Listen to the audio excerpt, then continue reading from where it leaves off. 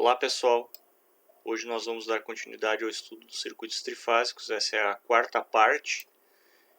Especificamente hoje faremos o estudo dos circuitos do tipo triângulo desequilibrados. Então o circuito triângulo desequilibrado ele guarda algumas similaridades de topologia com o circuito equilibrado. Mas ele tem um porém, né? Aqui nesse caso nossas impedâncias, nossos conjuntos de impedâncias que estão ligados a cada par de linhas é diferente em relação ao outro par de linhas, tá? Então essa impedância Z1, o conjunto de impedâncias, né, que está associado nesse conjunto, nessa fase, né, que nós dizemos assim, é diferente do conjunto que está ligado aqui em Z2, que é diferente do conjunto ligado em Z3.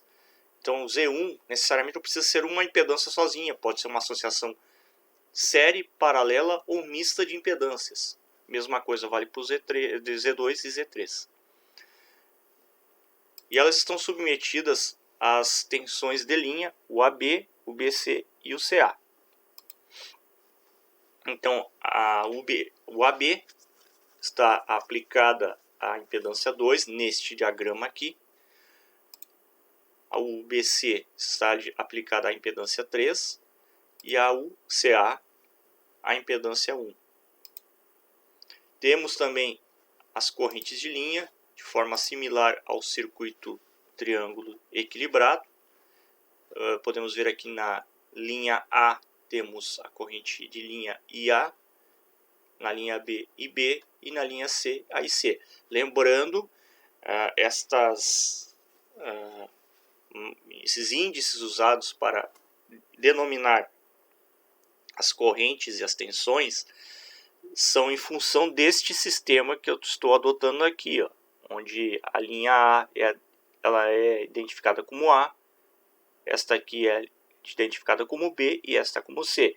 Dependendo da literatura, da norma ou da empresa, podemos ter esses identificadores modificados. Podem ser, por exemplo, RST, L1, L2 e L3. Tá? Então isso aqui pode mudar, mas isso é mero formalismo, tá, pessoal? O que temos que tomar cuidado é que se caso fossem usar números ou outras letras, as sequências seriam as mesmas, tá? Mesma coisa vale para as correntes de fase. Então, as correntes de fase são aquelas que vão alimentar o conjunto de impedâncias. Ou melhor, é a corrente total que alimenta o conjunto de impedâncias, tá? Então, a da linha 1 é a corrente de fase 1, né? Na impedância 1, melhor dizendo. A da impedância 2, corrente de fase 2. E da impedância 3, corrente de fase 3. Então aqui, ó, IA, IB e C, correntes de linha, e 1, e 2 e 3, correntes de fase. Lembrando que elas agora, pelo fato do circuito ser desequilibrado, bastando um conjunto de impedâncias ser diferente dos outros, pelo menos uma das correntes será diferente. Tá? Pelo menos uma. No circuito equilibrado, nós usávamos essas duas relações, em que nós dizíamos que a corrente de linha valia raiz de 3 corrente de fase, e corrente de fase valia corrente de linha dividido por raiz de 3. Isso nós usamos bastante para cálculo dos módulos das correntes. Mas isso só é válido para o circuito equilibrado. No circuito desequilibrado, essas duas relações não podem ser utilizadas. Então, essas duas relações vocês não vão enxergar no circuito triângulo desequilibrado. Só para relembrar, né, que nós temos dois sistemas de sequenciamento de fases no circuito trifásico, né, ou de linhas, né? Então temos a sequência ABC e temos a sequência ACB. A que nós estamos adotando até agora é a ABC, então vamos manter ela. Sendo na sequência ABC, nós teremos que a tensão de linha UAB ela está a 30 graus, ao CA 150 e o BC 270 ou menos 120 graus. Tá? Para o cálculo das correntes de fase, como nós não temos as condições de fazer os cálculos de módulo valendo para todas, nós somos obrigados a fazer agora o cálculo das correntes, todas elas em notação polar. Não temos outra alternativa. Então nós começamos sempre pelo cálculo das correntes de fase. Então podemos observar que a corrente I1, I2 e I3 são calculadas da mesma maneira como no circuito triângulo equilibrado, no caso das correntes em notação polar. Então, corrente 1 é o CA por Z1, 2 o AB por C2 e 3 o BC por Z3. Novamente o lembrete, no circuito desequilibrado, pelo menos uma das correntes será diferente, basta uma das impedâncias ser diferente. Já as correntes de linha também são determinadas da mesma maneira que no circuito triângulo equilibrado, quando nós queremos o cálculo das correntes em notação polar. Tá? Então isso aqui é muito importante, pessoal. Estas correntes vão ser determinadas da mesma maneira, aplicando-se a primeira lei de Kirchhoff. Então vocês vão ver que a equação final é a mesma para os circuitos triângulo equilibrados. E novamente, no circuito triângulo desequilibrado, as correntes de linha, pelo menos uma delas, será diferente, bastando uma das impedâncias ser diferente. Para o cálculo das potências, então especificamente agora da potência aparente, tá? Se a gente quiser a potência aparente por conjunto de impedâncias, ou seja, do conjunto de impedâncias 1, a potência aparente 1 vai ser o CA vezes corrente 1. Lembrando que aqui, pessoal, não são em notação polar, tá? São apenas os módulos das tensões e correntes. Da impedância 2, a potência aparente ficaria o AB vezes corrente 2, e da impedância 3 ficaria o BC vezes 3. Lembrando que o módulo das tensões é o mesmo, tá? E no circuito trifásico triângulo equilibrado, nós podíamos fazer essa soma. Por quê? Lá as impedâncias são idênticas. Portanto, nós podemos somar essas potências. O fator de potência é o mesmo. Mas, como agora o nosso circuito é desequilibrado, esta soma torna-se muito improvável, nós não poderíamos utilizar. Poderíamos utilizar se o circuito fosse apenas resistivo, ou o circuito fosse apenas capacitivo, ou se o circuito fosse apenas indutivo, ou seja, ainda teria que ter o mesmo fator de potência. Então, neste caso, poderíamos somar. Aqui, como é muito impreciso isso, não podemos fazer essa soma. Tá? Então, esse circuito vai nos levar a ter um pouquinho mais de trabalho para fazer o cálculo das potências. Não temos o que fazer. Tá? Então, a primeira potência a ser determinada é a potência ativa. Tá? Então, a ativa, podemos observar que o método de cálculo é o mesmo, porém agora utilizando o fator de potência. Então, tensão aplicada à impedância 1 vezes a corrente que passa pelo conjunto de impedâncias na impedância 1, considerar a impedância 1, vezes o fator de potência desse conjunto de impedâncias, vai nos dar a potência ativa 1. Mesma coisa para a impedância 2 e para a impedância 3. Tá? Então temos aí P1, P2 e P3. Então, a soma dessas potências vai nos dar a potência ativa total do circuito. Tá? A reativa, mesma coisa, só ao invés de a gente usar o fator de potência, nós usamos o seno do ângulo φ. Tá? Para lembrar, o ângulo φ ele é dado pela impedância equivalente de cada conjunto de impedâncias. Tá? Então aqui é a impedância equivalente do conjunto de impedâncias 1, 2 e aqui 3. Tá? E aqui somam-se as potências reativas. Lembrando, importante pessoal, se a carga for capacitiva, na hora de fazer a soma aqui, nós temos que considerar a carga capacitiva como negativa. Tá? Isso é muito importante na hora de fazer o cálculo da potência reativa total.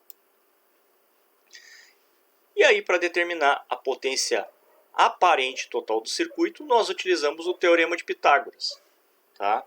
Então, potência aparente total ao quadrado é igual à soma do quadrado da potência ativa total mais a potência reativa ao quadrado.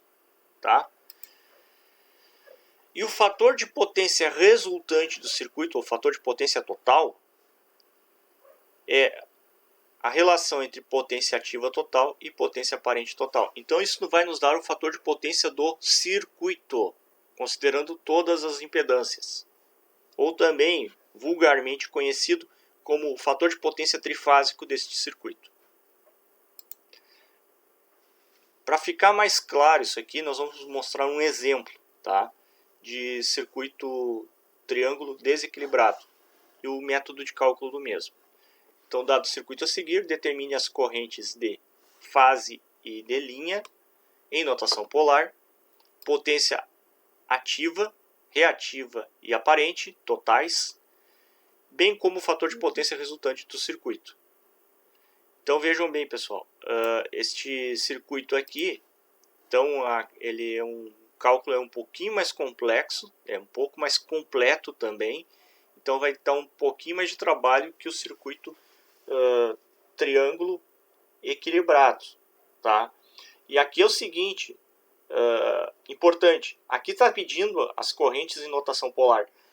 Na realidade, todo circuito triângulo desequilibrado, nós não temos outra alternativa. Os cálculos vão ter que ser sempre feitos em polar, tá? Então aqui não temos muito o que fazer, gente. É trabalhoso mesmo o circuito trifásico desequilibrado, não tem outra maneira. Então aqui, ó, para nós determinarmos as impedâncias, nós temos que olhar o seguinte: como nós estamos usando o padrão ABC, nós temos que verificar, para identificar a impedância 1, para nós, onde que está ligado, qual é a impedância que está ligada entre a linha C e A. E se nós olharmos aqui, ó, linha A está ligada aqui em cima, no nó A, e C está ligada nesse nó aqui. Nem sempre temos esses nós identificados, nós temos que observar. Então, esta impedância que está tendo atenção, o CA, aqui está mostrando E, né, força eletromotriz E, então seria ECA, né? Então esse conjunto aqui vai ser a impedância 1. Então esse triângulo aqui está invertido, tá? Isso é importante para nós podermos continuar o cálculo do circuito, tá? Então impedância 1 vai ser, já vamos colocar direto, né, como se fosse uma associação série. Então ele seria 12 menos J12. Então aqui é 12 menos J12 em notação retangular, transformando para polar dá 16,97, ângulo de 45 graus negativo. Por que negativo? Porque é um capacitor, né? Temos um capacitor em série aqui. Agora, para conhecermos a impedância 2, nós temos que levar em conta que a impedância 2 ela é alimentada pelas linhas A e B. Tá? Então, é esse resistor que está aqui à direita. Então, aqui está o Z2. Nós não podemos, pessoal, é importante, nos levar por identificações de resistores ou de bobinas ou capacitores que estão aqui. Ó. Aqui, por exemplo, está R1, mas ele não vai ser o Z1. Né? Então temos que tomar referência pelas alimentações, tá? Então aqui, ó, esse aqui vai ser o Z2 e é um resistor de 10 ohms. Então aqui já dá para escrever diretamente em polar, 10 ângulo 0. E aqui embaixo, né, por consequência, é o Z3, que é alimentado entre as linhas B e C. Então vai ser 15 mais J20, transformado para polar, 25 ângulo 53,13 graus. Então vamos fazer o cálculo da corrente 1. Então tensão aplicada à impedância 1, dividido por Z1. Então vai ficar 208 ângulo 150, dividido por 16,97, ângulo de 45 negativo. Isso vai nos dar como resposta 12,26, ângulo 195 graus amperes.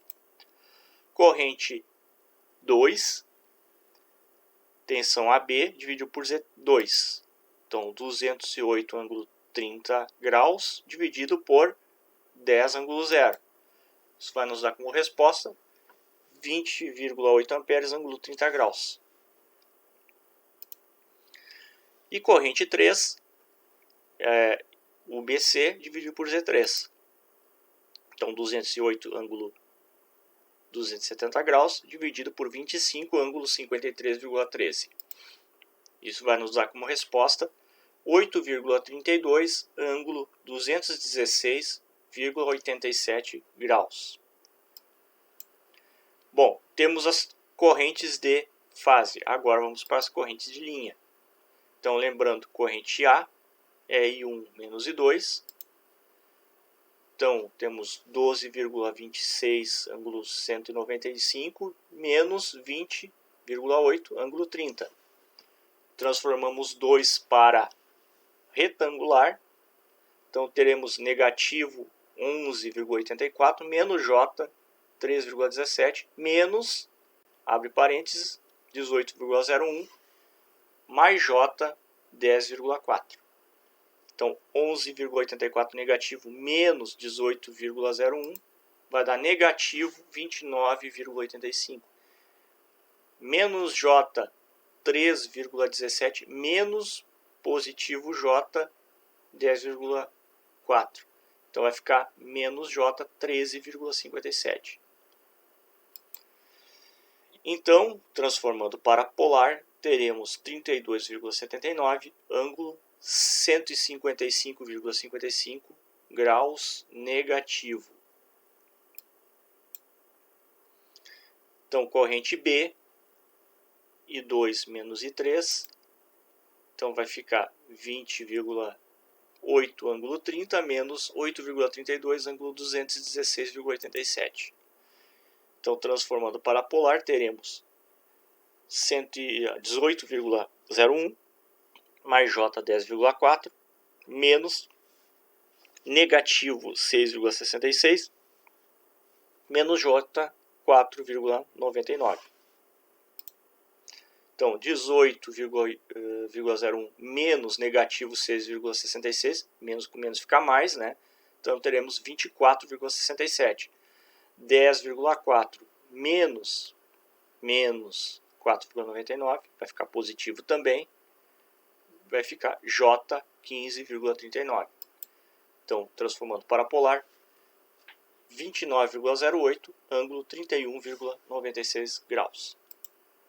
E A e C, I3 menos I1, que vamos ter então 8,32 ângulo 216,87 menos 12,26 ângulo 195. Transformando ambas para polar, né? Para retangular, teremos negativo 6,66 menos J, 4,99 menos 11,84 negativo menos J, 3,17. Então aqui teremos negativo 6,66 menos 11,84, isso aqui vai ficar positivo. Então teremos 5,18 menos J, 4,99 menos negativo 3,17, vai ficar, esse aqui vai ficar positivo. Então teremos menos J, 1,82. Então teremos 5,49 ângulo negativo 19,36 graus. Então estão aí as três correntes de linha. Bom, agora vamos para as potências. Começamos pela potência ativa. Então a potência ativa 1 Então é a tensão de linha aplicada à impedância 1, módulo dela, né? Vezes o módulo da corrente de fase 1, vezes o fator de potência 1. Então aqui, ó, 208 é a tensão, é o módulo dela, 12,26 é o módulo da corrente, e o fator de potência da primeira impedância, ou do primeiro conjunto de impedâncias, é negativo 45. Então teremos fator de potência, né, potência ativa, 1803,2 watts. Mesmo método é adotado para fazer o cálculo da corrente, da potência ativa da impedância 2. Então trocamos aqui a equação pela corrente 2 e pelo fator de potência 2.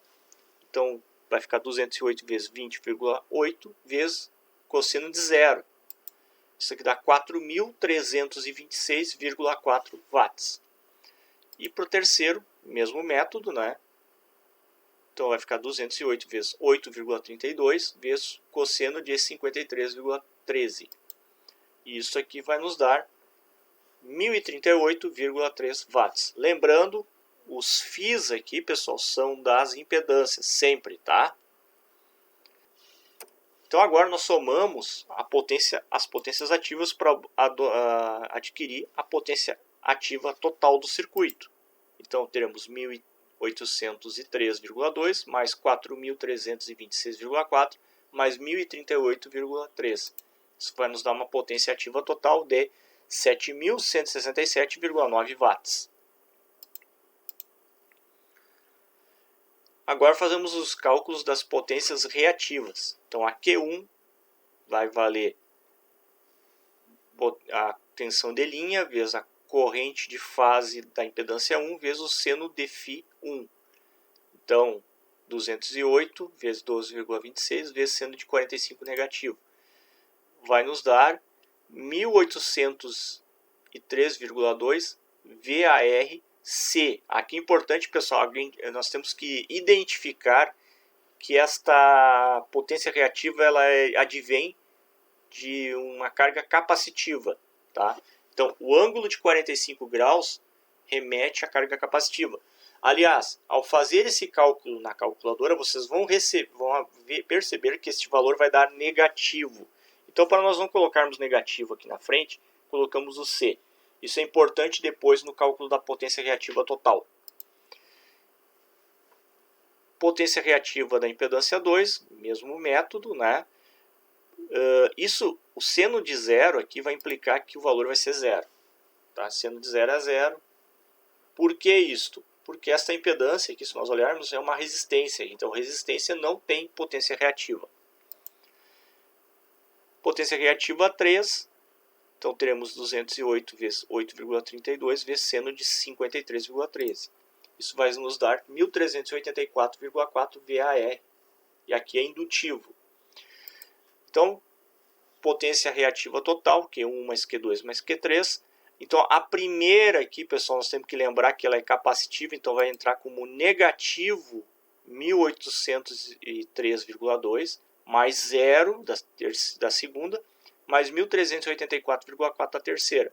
Isso vai nos dar uma resultante de 418,8 VAR capacitivo. Por quê? Este valor acabou sendo maior, então o resultado daria negativo, então é capacitivo. E o cálculo da potência aparente total, né? Então já colocamos aqui o teorema de Pitágoras já isolando a potência aparente, então fica a raiz quadrada de potência ativa total ao quadrado mais potência reativa total ao quadrado. Então substituímos, né? E temos no final potência aparente total de 7.180,1 VA, ou volt-ampere. E o fator de potência resultante do circuito, potência ativa total pela aparente total.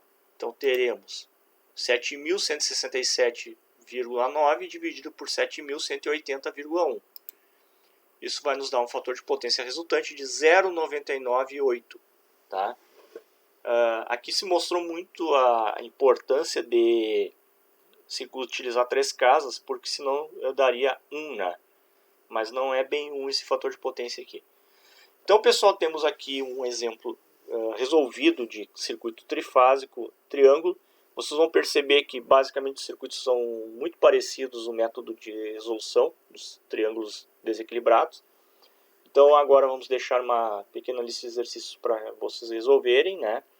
Então, obrigado pela atenção e até a próxima aula.